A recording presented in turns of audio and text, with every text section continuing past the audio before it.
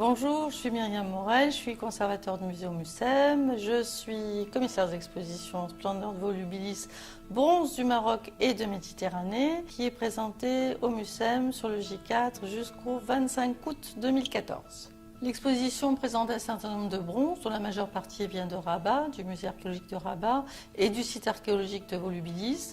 Elles sont présentées au regard d'un certain nombre de bronzes qui viennent d'autres sites de la Méditerranée et qui se font face, je dirais, pour renvoyer des courants esthétiques et renvoyer à des courants esthétiques en Méditerranée entre une période située du 2e siècle avant Jésus-Christ au 2e siècle après Jésus-Christ. Et le site de Volubilis est particulièrement remarquable par sa dimension, sa richesse, puisque c'est une grande capitale oléicole, et par la splendeur de ses découvertes, comme les bronzes antiques, par la splendeur de ses demeures, comme les mosaïques, absolument resplendissantes aussi.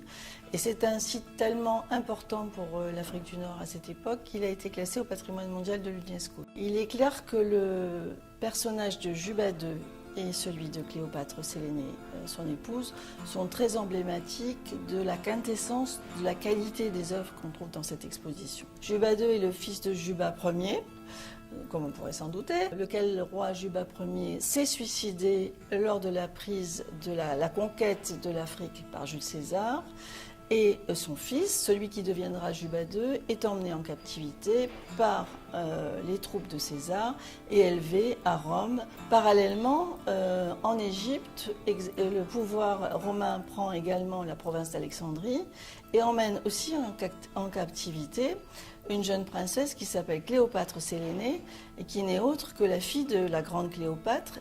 Et cette jeune fille, cette petite fille, ces deux enfants vont grandir à la cour de Rome, se connaître et surtout être mariés par l'empereur Auguste qui va les renvoyer en Maurétanie pour régner au nom de l'Empire. Si j'avais à choisir une œuvre, je pense que j'en prendrais deux. Le portrait de Caton d'Utique avec ses lettres d'argent qui indiquent son nom, parce qu'il représente le refus de l'annexion de la Maurétanie à Rome. Il s'est suicidé le jour du débarquement de César en Afrique. Et à lui est associé aussi Juba II, le portrait de Juba II.